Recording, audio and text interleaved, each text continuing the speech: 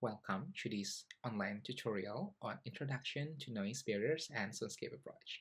In this session, we will cover the basics of noise barriers and soundscapes and discuss a project on how to integrate both concepts effectively. So let's get started. A noise barrier is a structure that obstructs the direct transmission of urban noise produced by a source and redistributes the sound energy into several paths. First, we have a reflected path, so when the sound energy reaches the exposed side of the barrier, it is partially reflected with another part of the sound energy being absorbed by the barrier. Meanwhile, another portion of the sound energy follows the transmitted path, where the noise reaches the exposed side of the barrier and is transmitted through the structure itself. And the last one, we have a diffracted path over the top and around the ends of the barrier. So the barrier acts as an obstacle to sound propagation, diffracting the sound energy and then propagating the sound energy to another side of the barrier. Noise barriers create an area of decreased sound energy behind the barrier, also called a shadow zone, which is a combination of reflection, diffraction, and transmission losses. Due to the nature of sound, diffraction does not band all frequencies uniformly. Higher frequencies are diffracted to a lesser degree, while lower frequencies are diffracted deeper into the shadow zone behind the barrier. As a result, noise barriers are generally more effective in attenuating higher frequencies. To address this issue, active noise control is often implemented on passive barriers to help achieve the desired effectiveness. A more detailed explanation of the types of noise barriers, including active and passive controls, will be discussed in the next online tutorial. Now let's discuss how we measure the effectiveness of noise barriers. Insertion loss, or IL, is the metric used to assess how well noise barrier reduces the audible sound levels. We can represent IL using logarithmic method, where pi total is the total sound pressure level measured with the noise barrier in place. And pi ground is the sound pressure level measured without the noise barrier, considering only ground effects. Additionally, there is the direct subtraction method, where L before is the noise level without the barrier, and L after is the noise level with the barrier. The difference between these two methods are as follows.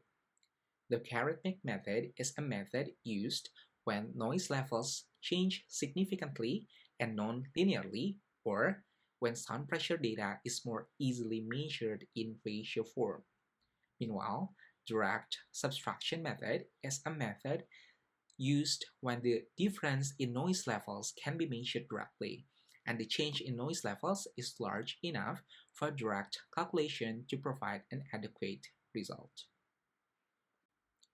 Now, to enhance the effectiveness of noise barriers, we can consider two key characteristics, including intrinsic character and extrinsic character. Intrinsic character relates to the inherent properties of the material used, such as thickness, height, and type of absorption material.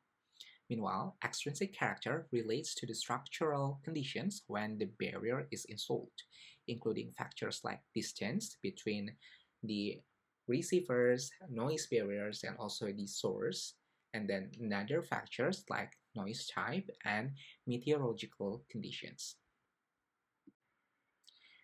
Now that we have discussed conventional noise barriers, I would like to introduce you to the concept of soundscape. A soundscape is an acoustic environment as perceived by human in context. It encompasses all the sounds present in an environment and considers the human experience and interpretation of those sounds. We can integrate conventional noise barriers with an innovative soundscape approach, where these barriers are not only seen as physical structures to block or reduce noise transmission, but also elements that can enrich the overall auditory environment. By adopting the soundscape approach, it is possible to create a noise barrier that not only decreases noise levels, but also provides more positive and engaging auditory experiences. This involves exploring how a soundscape protocol can be designed and implemented to mitigate or eliminate noise in enclosed spaces, guided by the subjective feedback of the users. This approach ensures that the acoustic environment is not only quieter but also more pleasant and conducive to the well being of its users. We are currently developing a soundscape assessment protocol in open plan offices to evaluate the effectiveness of noise barriers. There are two types of evaluations involved. First is the objective evaluation, and then the second is the subjective evaluation.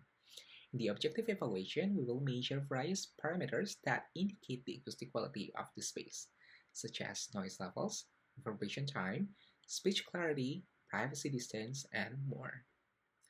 And then in the subjective evaluation, we will record users' perception of the acoustic quality of the space using various methods such as questionnaire, in-depth interview, and focus group discussions.